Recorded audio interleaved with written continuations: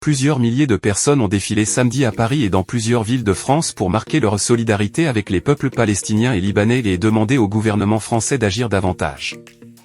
À Paris, sous un soleil radieux, 5000 manifestants, selon la police, ont défilé de la place de la République à celle de Clichy, au cri de « Palestine vivra, Palestine vaincra » et « Gaza, Gaza, Paris est avec toi, drapeau palestinien ».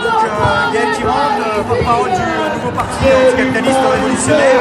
On est dans la rue parce qu'il faut rompre le silence. Il faut rompre ce silence qui laisse faire une politique génocidaire qui ne pourrait pas exister de la part de l'État d'Israël, cet État criminel et colonisateur, sans la bénédiction des États-Unis et des principales puissances dont la France.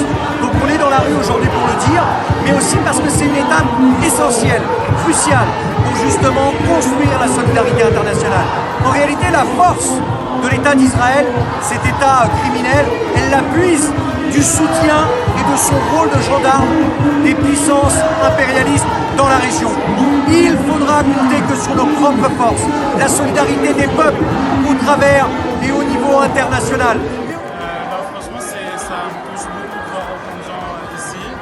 C'est vraiment pas du tout un moment facile.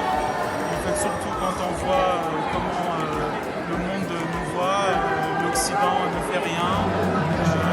En fait, soi-disant, on parle de liberté, on parle d'égalité, on parle de tout ça, sauf que ce qui se passe, c'est exactement le contraire. Donc en tant que franco-libanais, c'est vraiment quelque chose qui me touche extrêmement, surtout que même la France, ils ont un discours par rapport à tout ça. Soi-disant, ils sont pour le Liban, pour le développement du Liban. Mais en même temps, quand il s'agit d'Israël et quand il s'agit de ce qui est bénéfique pour les États-Unis et l'Occident, ils s'en tapent en fait de tout ça.